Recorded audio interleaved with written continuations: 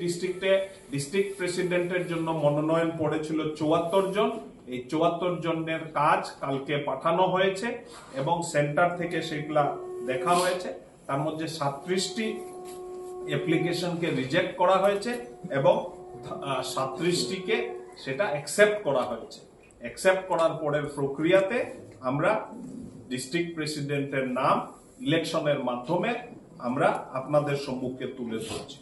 North Tripura Shri কাজল কুমার দাস, উন্নকোটি শ্রী বিমল কর, ধলাই শ্রী পতিরাম ত্রিপুরা, খোয়াই শ্রী বিনয় দেব বর্মা, সদর rural Shri Gauranga Bhowmik, সদর আরবান শ্রী অসীম ভট্টাচার্য, সিপাহীজলা নর্থ শ্রী বিপ্লব চক্রবর্তী, সিপাহীজলা সাউথ শ্রী উত্তম দাস, গোমতীতে শ্রীমতী সবিতা নাগ, সাউথ ত্রিপুরা পিলাক শ্রী দীপায়ন চৌধুরী।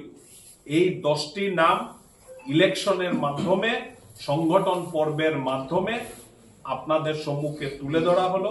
আমি সাংবাদিক বন্ধুদের কাছে রিকোয়েস্ট রাখবো যে আপনাদের কলম এবং আপনাদের ডিজিটাল এবং প্রিন্ট মিডিয়া, আরো যা মিডিয়া আপনারা ব্যবহার করেন, তার মাধ্যমে ত্রিপুরাবাসীর কাছে এই 10টি নাম আপনারা পৌঁছে দেবেন।